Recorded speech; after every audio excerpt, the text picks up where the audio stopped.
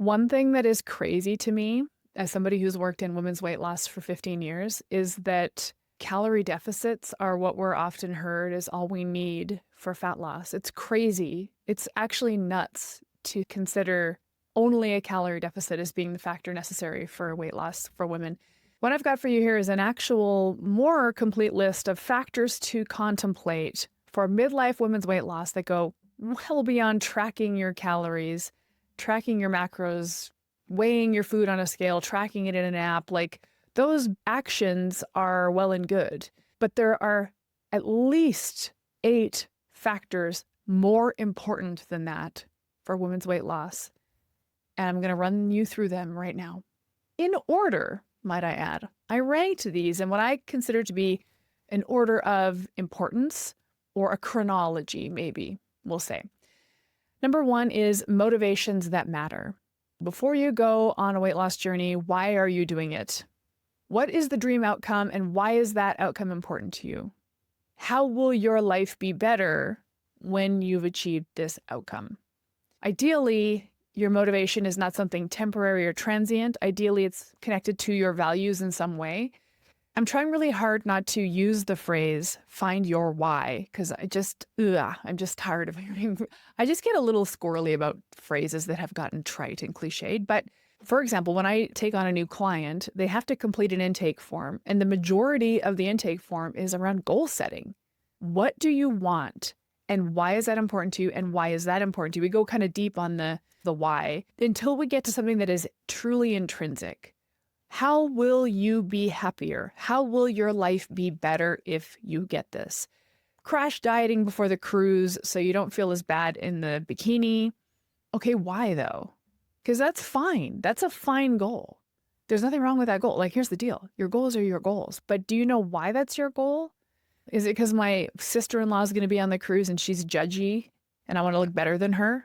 Okay, why? Go deeper on the why. Motivations have to matter. If the motivation doesn't matter, you're going to be really hard pressed to keep at it. And keeping at it is the part that nobody's talking about. Because, like, if somebody on Instagram rolls their eyes and says calorie deficit, what they're not saying is, okay, but how do I execute that in my life in some kind of meaningful, sustainable way so that I can lose this weight and achieve all my hopes and dreams without quitting, giving up, and without gaining it all back? Like, that phrase calorie deficit, it's just missing everything. Yeah, from a very basic, obtuse thermodynamics perspective, you need an energy deficit to lose weight. But we have to start with other factors that are going to help you to execute energy deficits and maintain weight loss.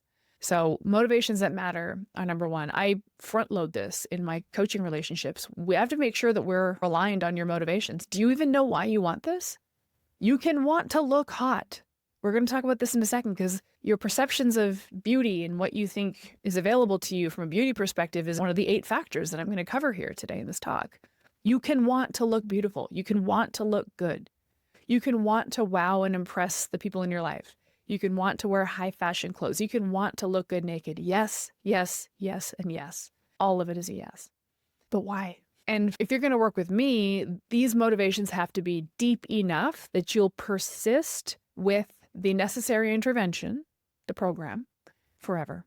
Because I'm not into this temporary weight loss. I mean, anybody can do a fat loss phase. You can go into a calorie deficit for 12 weeks, lose some fat, go on the cruise, wear your bikini, and then come back, and then you're going to gain that weight back, because that was literally a crash diet. It was a fat loss phase. Fat loss phase is just a whole entire section of dieting that I don't understand. I don't understand it as somebody who works in weight loss and is a specialist in weight loss. What do you mean a fat loss phase? Isn't the whole thing supposed to be a fat loss phase? Aren't we supposed to lose fat and then keep it off? Like, isn't the phase like a one and done, never ending phase? I think that's how it should be. But this is how the calorie bros and broettes operate. They go into these deficits, they have a fat loss phase, and they reverse diet out. And you couldn't pay me to do that. I'm operating today under the assumption that you would like to lose fat, keep it off forever without having to go on diets again and again and again until you die. Like, we're not doing that. We're not going to be tracking our calories and macros when we're 83. It's just not happening. We're definitely going to quit doing that. So why don't we just quit doing it now? And if we're going to quit doing it now, quit jumping into fat loss phases, jumping into crash diets, jumping into the bikini-cruise, bikini beach vacation shredding program, shredding for the wedding, whatever.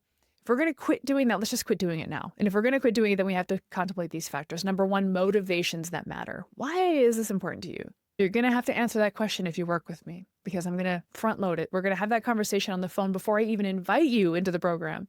Before you're even invited, I need to make sure that you have strong enough motivations, because if you don't, then this isn't going to work and nothing is going to work.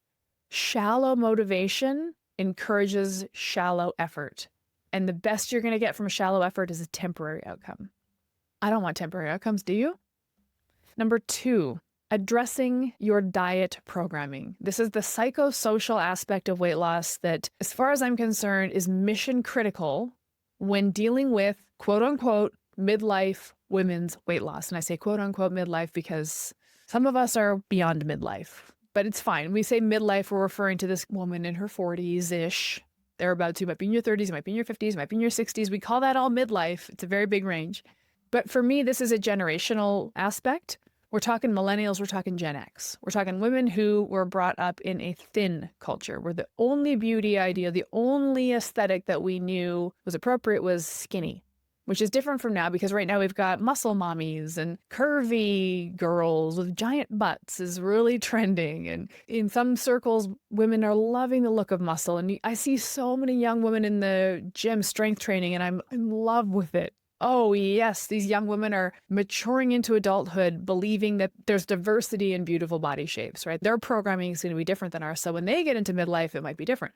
But here we are, we've been programmed into thinness and we can't forget that. And this is where when somebody says, just track your macros, just track your calories, it's like, do you know who you're talking to? Are you kidding me? Wait, you're telling me to track calories? I carried a calorie counting book, a freaking 1,000-page tome in my backpack when I was in university, in my purse when I became a working woman, before apps were invented. You're telling me to count calories? Do you know who I am? It's insane. And I don't know about you, but I just won't do it. Like I'm done. I can't fathom doing it again. So like right out the gate, if that's your answer as a weight loss coach, we're done here before we even start. This is a big part of why my messaging is fat loss without food tracking. Because if you're like, I can't do it, I won't do it, I'll never do it again, don't worry, you don't have to.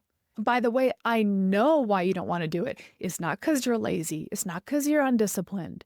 It's because you did it too much and you hated it and it just made you feel worse about yourself. The era of your life where you are obsessively tracking your food is what's brought us here today, feeling absolute discontent in our bodies because we really were programmed into the micromanagement of it all. Calories in, calories out, salads and cardio. That was it. I call this the psychosocial program because it's the psychology of dieting, the way women feel about what their bodies are supposed to look like. But there's a social programming because we were socially programmed into wanting to be skinny and figuring out how to burn our bodies away.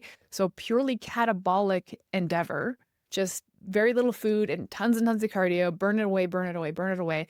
We haven't overcome that. I'll just put that flag in the ground. We, Gen X and probably millennial women, have not overcome that diet programming. I don't know if we ever will. I'm not a psychologist. I'm just a nutritionist, but I refuse to contemplate weight loss for a woman in this era of life without recognizing and validating and noticing and considering that she wants to be skinny at all costs. This is one of the reasons why I'm feeling a little worried about the GLP-1 narrative. Because I do think these drugs are amazing for people who absolutely truly are struggling with weight loss. But I also see it being heavily marketed to women in my peer group as some kind of miracle cure for inflammation and insulin resistance and menopause symptoms. And it's like, yo, you're offering an anorectic class of drugs to women who are professional starvers. Like, let's tread a little more lightly there. And I just worry. I'm not conspiratorial about it. I'm not panicking. It's just like, that feels a little off for me. I don't trust us. I don't trust me. I took Ozempic. I have that podcast episode I can link to. And when I tried Ozempic, but also even in the times when I was experimenting with fasting, I've run a lot of experiments on myself, as many people in the nutrition and health space do. It's kind of part of our job, quite frankly, to run experiments. I run intermittent fasting experiments, long-term fasting experiments, Ozempic experiment. In every single one of those cases, I felt myself, my old self, the little disordered eating part of my brain come back to life. Ooh, we're starving again? That's in there, man. Like the psychosocial programming is woven in to our minds, lizard brain level. And on some level, we're executing from that programming. And somebody can tell you on Instagram to eat more protein and lift weights and strength train, but you're not programmed for that. It's a really big chasm to get across for women in our peer group. We can't overlook it. It's insane to think you can. And when I say you, I'm referring to wellness professionals like me, but also you, the listener. It's insane for a fat loss coach or nutritionist or whatever credential you hold to skip right over the psychosocial programming, your diet brain, to skip over it like it's not there. It's insane. For any coach to do that, they're missing one of the biggest factors that's going to hold you, the woman who wants to lose weight, hold you back from having a meaningful outcome here. That's connected back to meaningful goals, but that also an outcome that persists and feels good and that you like. Because our psychosocial programming is this must suck and I must suffer. I'm not worthy of feeling fed and nourished and robust. I need to be a tiny, frail, burnt away, catabolized nothingness. Until we overcome that or factor that in, because I don't know we're going to overcome it. If we don't factor that in, we got a real big problem on our hands. I factor that in from jump. I know how your brain wants you to feel while you're on a fat loss program. You want it to feel like it sucks. And so like, for example, some macro coaches or fat loss coaches who use fat loss phases, calorie deficits to achieve these temporary fat loss outcomes, they'll say when you're in a fat loss phase, you're going to feel a little hungry. It's normal to feel hungry when you're in a calorie deficit. Like, please stop normalizing that. Don't normalize feeling a little hungry to women who spent decades of life feeling a little hungry or a lot hungry. I know this isn't everybody's story, but I think this is most of us. We glorify feeling hungry. That was the whole thing. That was the whole thing in our dieting history was just got to feel hungry, white knuckle it, willpower, baby. That's deeply programmed. We can't forget about that. Number 3, addressing your feelings about your body, beauty in general, and worthiness and enoughness. This is just true. And I've been researching this actually quite a bit because I think this is really important. Women as beautiful objects has permeated the cultural narrative for centuries, millennia possibly. It's old. It's not brand new. So I know we can blame the Kardashians for imposing these unrealistic body standards on us and facial standards and whatever else. But it predates the Kardashians, quite frankly. So we can't blame them. As I'm wearing a Skims t-shirt, love these t-shirts. Can't believe I'm paying the Kardashians money, but it's a good t-shirt. Anyway. Can't blame the Kardashians for the beauty struggles we're up against. We can't really blame Instagram filters, although that's interesting too, because now a lot of us are looking at ourselves through filtered cameras. I mean, I'm recording this talk on my Mac studio display and it's softening my skin texture. I don't know why it does that. I'm looking at my own face and it's like, yeah, I got no wrinkles. I got no texture. I don't have a pore in sight. Now we have very filtered perspectives on what everybody looks like because everybody's putting a little filter on. This modern exposure to beauty is definitely weird and wild, but the point is women have had this burden forever. We've always had the burden of being ornamental. So that's there. And again, I go back to what I said earlier, which is you can want to be beautiful. It's not vain to want to be beautiful. It's not vain to want to look good. You don't have to abandon the quest for looking good to have a virtuous, successful fat loss outcome. But we have to address our feelings about beauty, the programming around beauty, which is, to put a very blunt point on it, most of us normal people are never going to achieve the standard of beauty.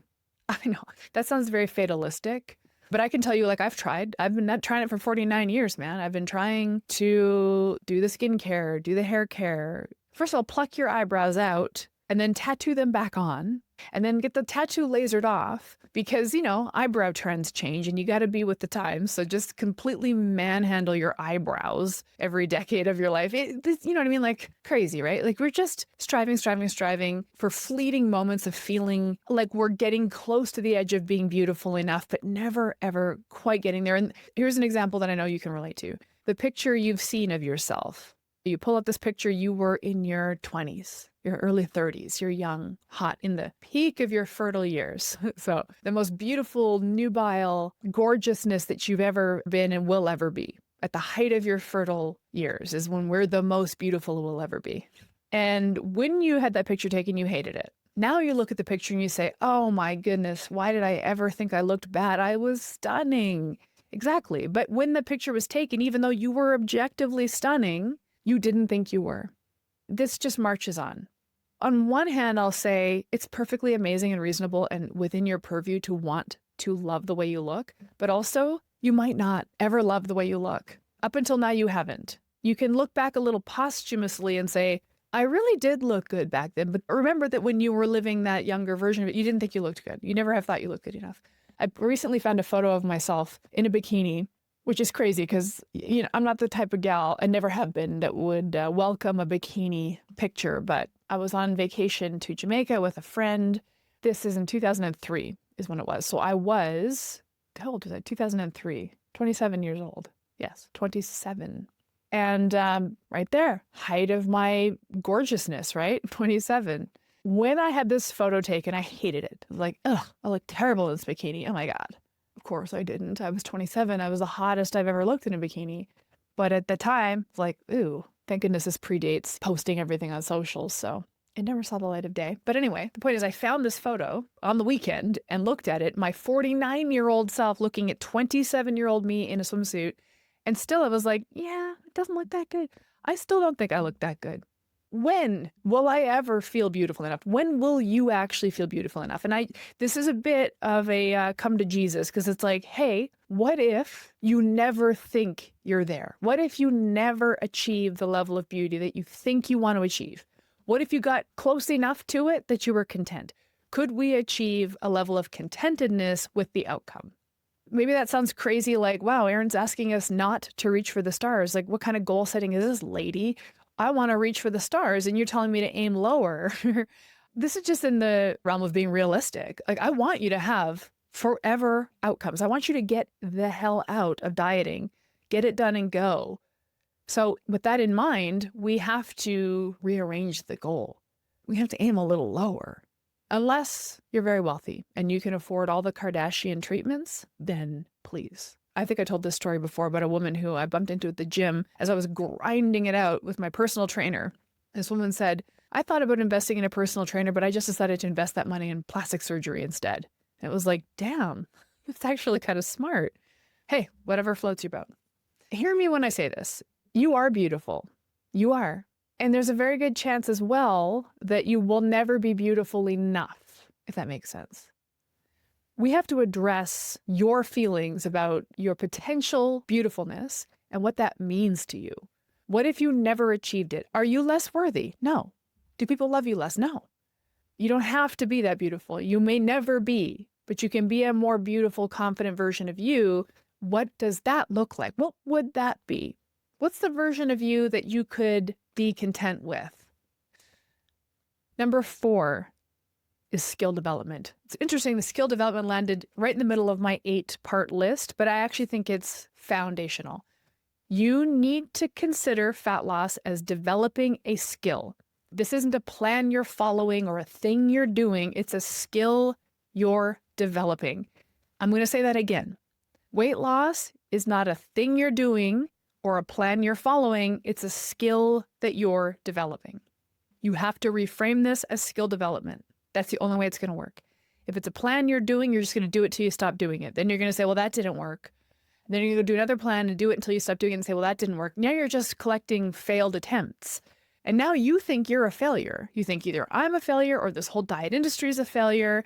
Nothing works anymore because you didn't approach it as a lifelong skill that you were trying to develop and improve upon. Now you've developed skills before. You have skills. Maybe you're an amazing pie baker. If you are, I tip my hat to you because I've been trying all summer to be a good pie baker. It's hard. I don't have that skill yet, but I'm not just going to magically conjure pie making skills. I have to work at it. And you know what? My 8th pie is going to be way better than my first pie. And my 80th pie is going to be way better than my 8th pie. And maybe in 20 years' time, I'll be a world famous pie maker. You have a skill. Maybe you play an instrument. Maybe you play a sport. Maybe you ski, right? I don't know how to do that. How did you develop any skill? Did you download an app? What did you do? You just put in reps. You decided you wanted to do it because the motivation was meaningful enough for you. And then you decided it's worth it for me to chip away at this, the inevitable, long, slow, arduous process of developing the skill. It's worth it to me because the motivation is meaningful enough. So I'm going to put in these long, slow reps. I'm going to suck. I'm going to fail. I'm going to dust myself up and get back on my feet because this is important to me. And I want to become skillful at this. Fat loss is skill development. It's not just following a plan. So if I give you some calorie macro thing to follow, you're going to follow it till you stop. But if we develop the skill of learning how to eat to support fat loss, which is what I do, essentially. I know that sounds like a crazy way. If somebody said, hey, Erin, what do you do for a living? I'm like, I teach women to learn how to eat for fat loss. It's a big mouthful, but it's all important because it's like you have to learn how to do it. I can't just give you a meal plan and say, there you go. There's your fat loss. You have to learn how to do it. And you have to learn how to eat because fat loss comes from what's on your plate. So you have to learn how to put together meals, how to eat at home, how to eat at work, how to eat on vacation, how to eat when you're at the hospital because someone's sick, how to eat when you're at the airport, long trip. You got to learn how to eat to support fat loss. It's a skill, like learning how to play the ukulele, right? You got to figure it out, play some wrong notes, screw up, get back on the wagon. Fat loss is skill development, not just blindly following someone's plan. And so when a calorie bro on Instagram says calorie deficit, it's like, you're way oversimplifying this. How is that useful? They're not developing any skill. Now, you can develop the skill of calorie counting. You can. That could be your skill. You can become an expert calorie counter. Cool. You can become a skilled expert macro tracker. Cool. But if you don't want to do that, you don't have to. Just so you know, you can learn how to eat to support fat loss without tracking anything. It's just a skill you have to develop. Now, to develop a skill takes reps, and reps take time. You just need to get really realistic about like how long should it take to go from never having baked a pie in my life to being the world famous pie baker in my family. That takes time. I'm expecting it's going to take me 20 years. By the time Auntie Erin is 70, she'll have mastered her world famous pie. Why would it be any faster than that? Why should I expect it to be faster than that? I guess I could drop everything, quit my job, and just make pies all day long. Do you have that kind of time?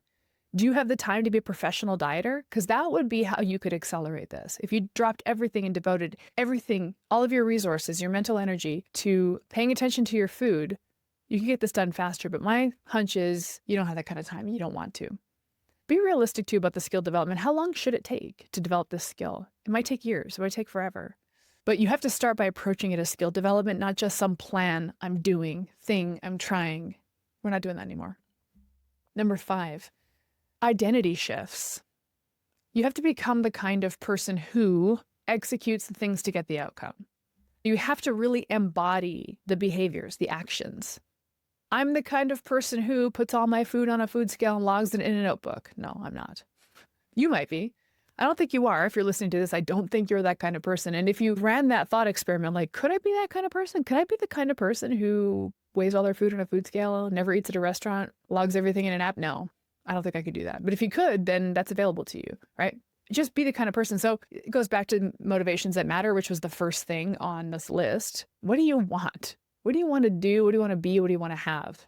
Now, you have to become the kind of person who does and has and is that.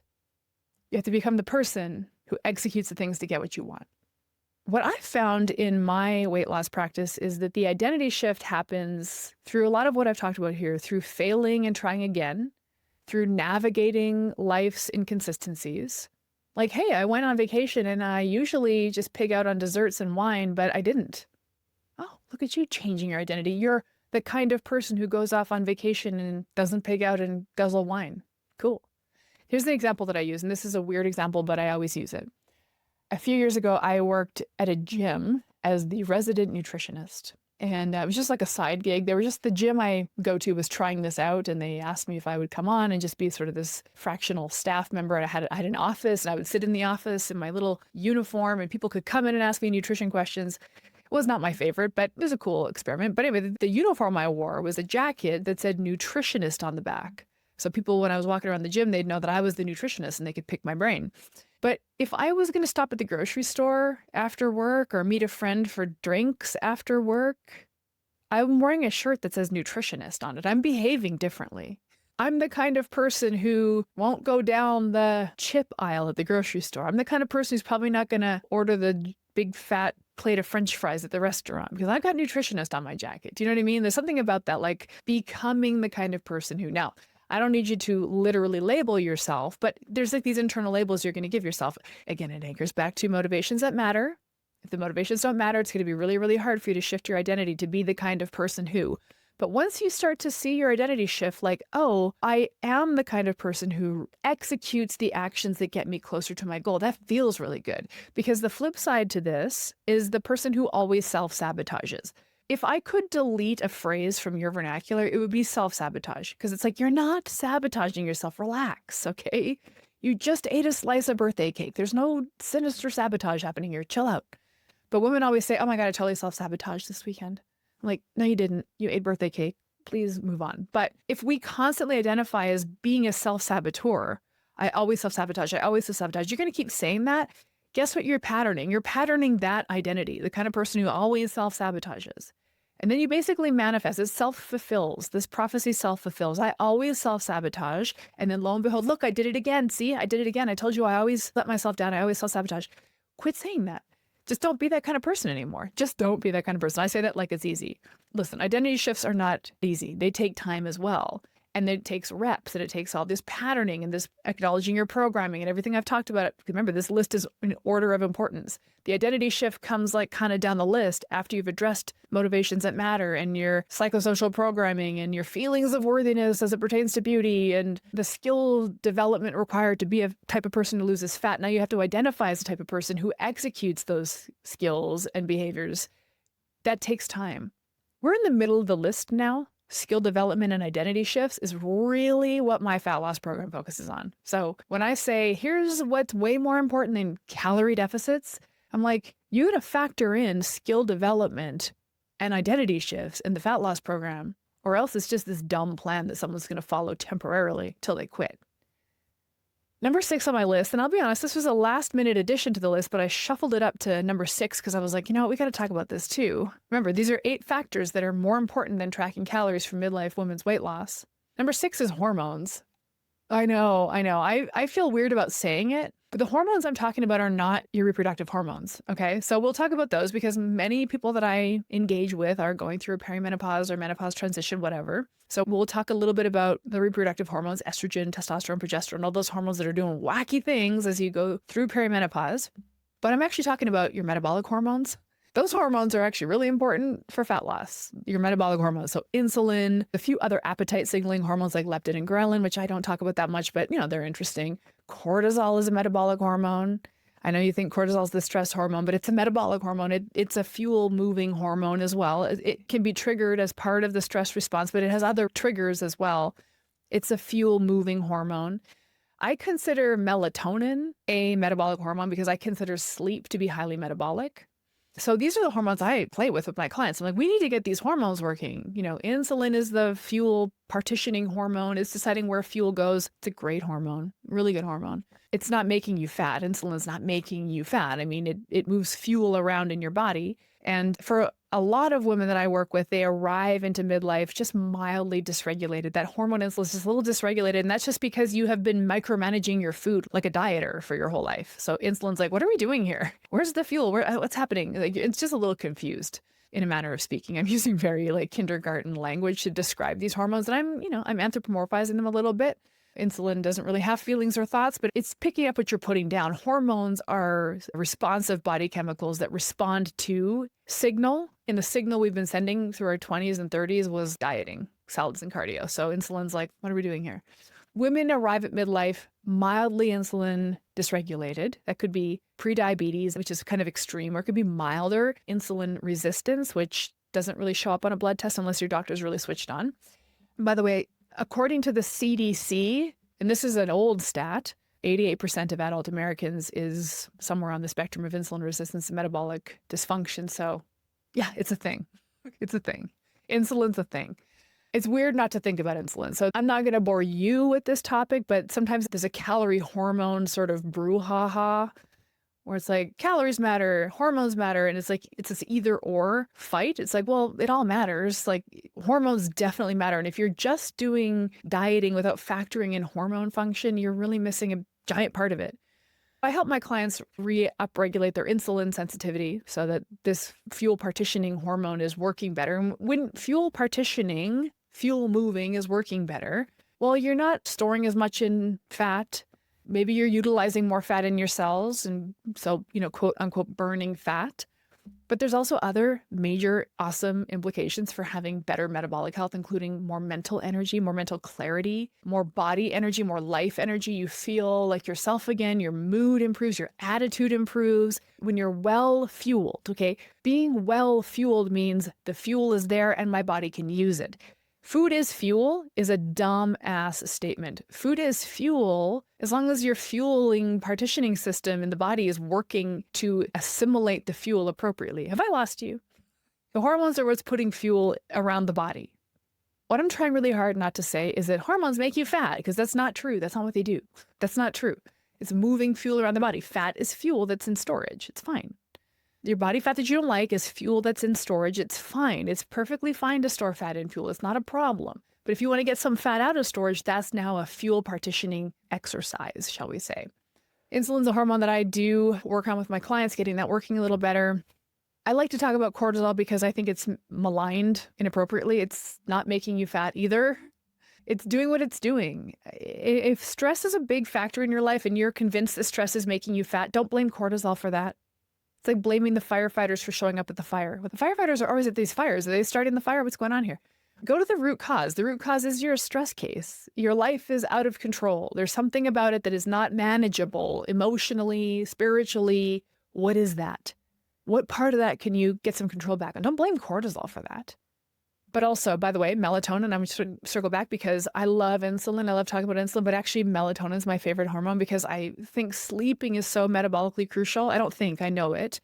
But also there's a big circadian rhythm component to health. You are a circadian creature. You're a diurnal creature, which means you're awake during the day and asleep at night. That's the opposite of nocturnal, by the way. And we run on this circadian clock. It's a never-ending circle. The circle of the day never stops. There's no beginning, there's no end. It's just going, going, going constantly.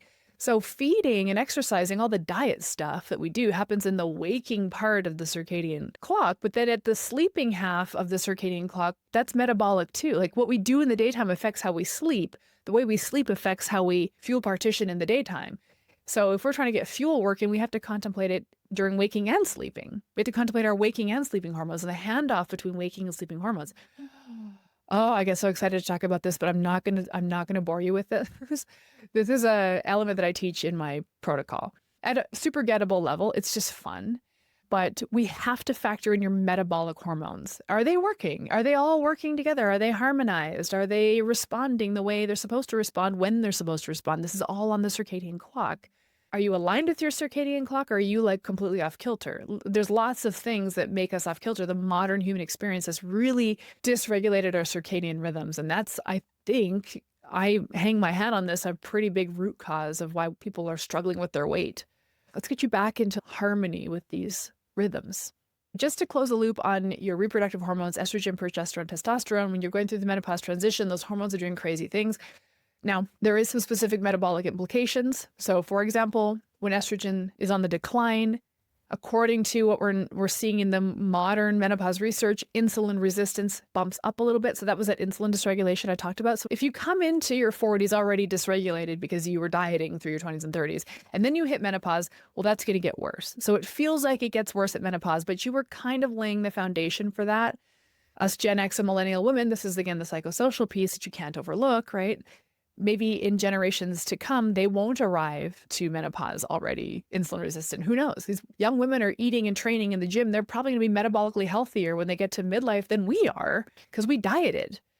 So now the loss of estrogen makes that worse. We blame menopause again, like kind of like how we blame cortisol. We blame menopause for making us fat, but it's actually the metabolic dysregulation that just got a little exacerbated. Like we can resolve that. Metabolic dysregulation is resolvable. Menopause is not resolvable. It's happening whether you like it or not, but we can resolve metabolism dysregulation. That's totally fixable. So that happens, insulin resistance. There's a little bit more of an inflammatory process because estrogen is an anti-inflammatory compound in the body. So we do feel a bit more inflamed. It's where we might get more joint pain and brain fog feelings. And some of these are inflammatory symptoms like bloating or whatever it might be, right? So that's a factor. The other big factor is that unless we're doing something to preserve it, we're probably losing lean body mass. So the loss of estrogen and just the aging process in general, we lose muscle mass, we lose bone density. Those are metabolically active tissues. So you just start to lose your metabolically active tissue. That's a consequence of aging. Unless we're doing something to preserve it, then that's going to have a metabolic effect. What preserves lean body mass? Eating protein and lifting weights, which we never did because we're cardio and salad girls. So think about it. Again, we go back to our generational programming here as Gen X women or millennials. The psychosocial programming. What do you mean meat and weights? No, I'm a lady. I eat salads and do cardio classes. Like that's what I'm talking about. We have to reprogram that cardio and salads into protein and strength training. That is a massive leap for us. So we can preserve our lean body mass so we don't have the metabolic quote unquote slowdown that seems to happen when we get older. Metabolism doesn't slow down. You just lose your metabolically active tissue unless you're doing something to preserve it. So my program and any responsible midlife women's weight loss program must factor in protein, but not in a ridiculous way. This is my personal perspective on this. There's a ridiculous way of eating more protein and a smart way of eating more protein. The smart way of eating more protein is simply eat more protein at meals, an extra egg, more chicken in your salad. The stupid, weird way of doing it is like make these dumbass protein ice cream waffle concoctions and just continue to eat little sippy desserts. That female pattern of eating that got us in this mess in the first place. To me, that's dumb. And you know what? It all comes out in the math. Protein is protein in the math, but we're not talking about math. We're talking about the psychosocial programming. We're programmed to eat yogurt and cottage cheese and smoothies. Like that's our thing. It's time to freaking eat. Eat meat, eat fish, eat eggs, eat poultry, eat food. That's the psychosocial piece that I encounter to a tremendous degree with my clients. I have to eat food to be healthy? Yes. You have to eat and chew and swallow and digest and assimilate nutrients to be healthy. We got to quit getting this stuff from supplements. It's nuts to me, okay? I'm fine. I feel really passionately about this part. It's time to freaking eat, gals. What are we going to do here? We're going to just keep sipping and nibbling our way to bird-like proportions? We can't afford it. Metabolism doesn't slow down unless you lose all of your lean body mass. Don't do that. And by the way, there's other consequences to losing all your lean body mass. And just in case you don't have an aging parent, wait for it. That's all I'm going to say. The hormone stuff, in terms of reproductive hormones, the biggest factor here for me is that's all these things I mentioned, the slight metabolic change, the change in inflammation, and the potential loss of lean body mass. But the other piece of it is when you're going through menopause, you don't feel like yourself. And you might feel pain, and you might feel tired, and you might feel sad. And those feelings make it hard for you to be the kind of person who executes the skills needed for fat loss, okay? We're going back to identity shift. We're going back to skill development.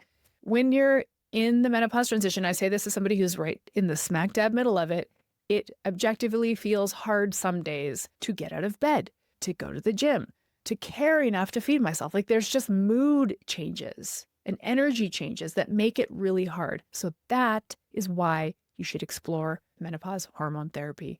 Not because it's a miracle weight loss cure, okay? Getting on hormone therapy is not going to make you lose weight. I hear that on the phone all the time. Women will say, well, I'm going through menopause, but I'm on hormones, but my weight hasn't budged. Why would it?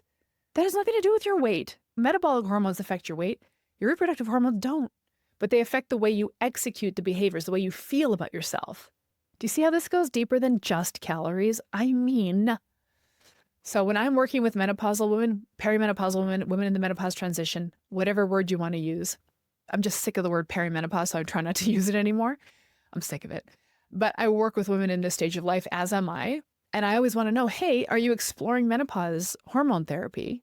And I'm asking that not because it's going to help them with the factors of fat loss, but it's going to help them feel like themselves. They're going to feel better and they're going to want to do the things that will get them the outcomes. That's why I need to know that. That's why I'm going to help you find a doctor to get your reproductive hormones the best we can hope for is that we just ride a more gentle wave into the final menopause, right? Because the waves of perimenopause are chaotic. And for me, it's just like, can I just bring these waves down to just a bit more of like a rideable paradigm just to get me to that one day of my life where I'm done? That's all. It's really important to get that sorted out, but not from a fat loss perspective, just from a how I feel and how I behave perspective. Massive.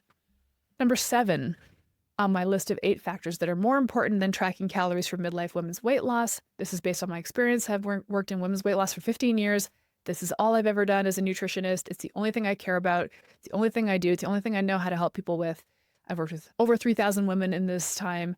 I know what I'm talking about, okay? Number 7 is frameworks that are easy to follow in the context of your life, which is where I think calorie tracking dies. It's like, nope, I can do it for a little while, but I don't want to keep doing it. And then I got busy or overwhelmed or life got hectic or I went on vacation and I didn't do it and then I forgot I was supposed to be doing it and now here I am, back to square one. We have to create an eating strategy that fits into your life. Now, the eating strategy has to support weight loss and all the things that the list I've given you so far. We have to build a framework that satisfies all these listicle items. We have to build a framework that achieves all these necessary targets. And then you have to work with me to make sure it fits into your life. There literally has to be a co-creation. So I can't just dispense the plan to you. Listen, I'm on my own fat loss plan, okay? I'm on my own fat loss plan. I started it 15 years ago. I lost all of my weight. It's gone. It has never come back, even in the menopause transition. And I'm following my plan, but I'm following a version of my plan that works for my life. And the version that I'm following probably won't work for you, but we can create a version that will work for you. So quite honestly, gals, if you're listening to this and you're exploring a weight loss program, you have to explore one that involves a relationship so that you're a 50-50 partner in the plan.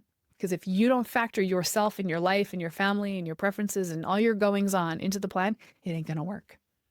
Develop a framework that gets you fat loss and fits into your life. And I just really believe that for most people, food tracking doesn't fit into your life. You hate doing it and then you quit. Which brings me to number 8 on my list. You got to not quit. Finding something that you don't quit is the ultimate factor here, because you're going to have to keep doing this. To lose weight and maintain the weight loss, you have to keep going. The program doesn't just end. You have to create a way of eating and become the kind of person who eats that way based on motivations that matter. And you have to just keep eating that way forever. Like, I'm still on my own plan 15 years later. I'm not coming off my plan. I'm still going to be eating this way for the rest of my life. The beautiful thing is I love it. And it works in my life because I made it that way. I made for myself an unquittable version of my weight loss program. I can help you make an unquittable version of your weight loss program as well. We have to co-create an unquittable plan. So I think for that, you need, again, the partnership, the co-creation, so that you can be factored into the way the plan is made. Please stop downloading plans off the internet that aren't made for you. You're not going to succeed with that. That doesn't work. The second I graduated nutrition school, I said, I'm never doing a meal plan again. Bye. Because you have to do it to get your credential. And it's like, these are dumb. They don't help anybody. I'm never doing a meal plan again as long as I live. And I haven't, and I won't, because meal plans don't help you. Macro guides don't help you. Here's my protein breakfast guide. That's not going to help you because it doesn't factor you in. You need to be in conversation.